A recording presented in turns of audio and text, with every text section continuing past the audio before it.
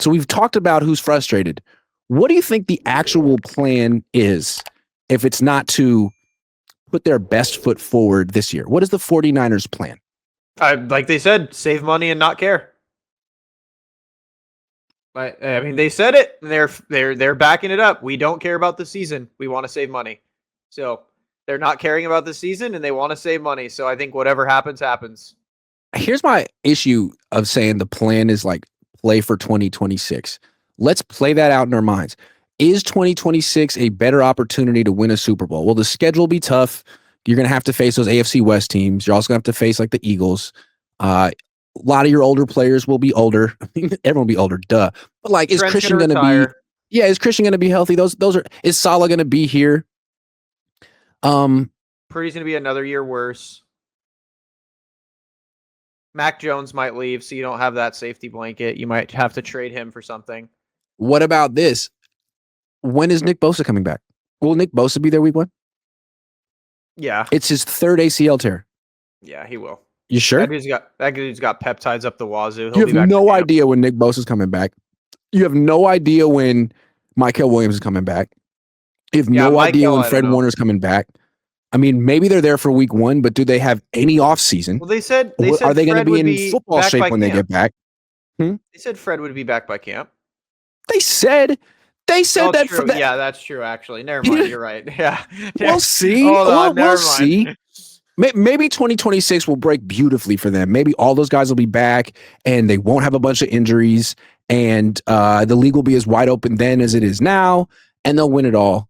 But I don't think it will. I think next year, like they will present as many reasons to push off the quest for 6 to the following year as this year has presented. I think we just sell the team to someone who actually wants to win the 6th trophy.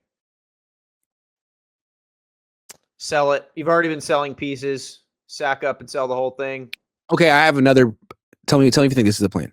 Is it possible that Jed York and his parents watch us a lot and agree that we've made good points about Kyle Shanahan over the years and how, despite him being a good coach, he might need to be on the hot seat? And that the Yorks have said, look, I know you want us to trade for things and to sort of bail you out because the roster that you put together over the offseason isn't quite good enough. And we've done that in the past. We've spent money to fix the mistakes that you've made, but we're not doing that anymore. The final straw was Brandon Ayuk and Christian McCaffrey, for that matter. If you guys, we're not firing you, John and Kyle, but we're also not going to keep spending our way out of problems. You're going to sink or swim based on your drafting and your development. John, your drafting. Kyle, your development. You're supposed to be the best. You're supposed to be able to do this. The Rams are doing this. If you can't do it over the next couple of years and you suck and you miss the playoffs with your draft picks, then you're fired. Is it possible that this is a test?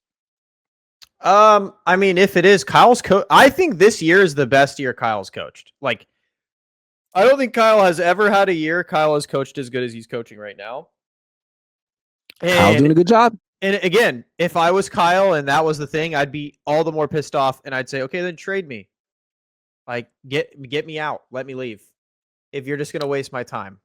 It would seem that Kyle Shanahan seems to be responding well to this test, if it is the test. Make it work with what you got. If you're such a good coach, stop asking us to trade for the Christian McCaffreys and Quinnen Williams of the world. Make it work with what you got. So Kyle's making it work with Kendrick Bourne and Mac Jones. What about John Lynch, though? I mean, the draft this year is pretty mid. The draft last year was looking good when Ricky Pearsall was playing, but now he's not. I mean, John's stock isn't exactly high right now. So here's my thing. I think regardless, a lot of people aren't going to like this. I think John Lynch has to go. I think his clock's up. His drafts, yes, he hit on Fred Warner and George Kittle. That's amazing. Mm-hmm. And anyone that wants to say he hit on Nick Bosa, it's like, it's obvious pick, dude. Like, that doesn't count. You gotta go. Like, when you look at the gap between John Lynch and Howie Roseman is like the gap between Brock Purdy and Josh Allen.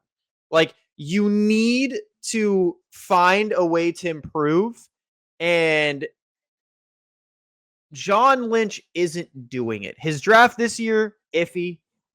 We don't know because obviously Michael's hurt now. But the rest of the rookies are not really anything to write home about. And the Jake Moody thing has to be an asterisk on his record. Mhm. Last year's draft looks also pretty bleak. Renardo's playing well now after getting absolutely tortured for the first few weeks. Ricky Pearsall can't stay on the field when you could have gotten Cooper DeJean. So that draft pretty much sucks. And then the previous 2-3 drafts with Trey Lance and beyond have been, again, nothing to write home about. So my question is, at what point does a GM get fired? He's had pretty much 4 or 5 bad drafts in a row. Um, I think that point could be this year if they miss the playoffs.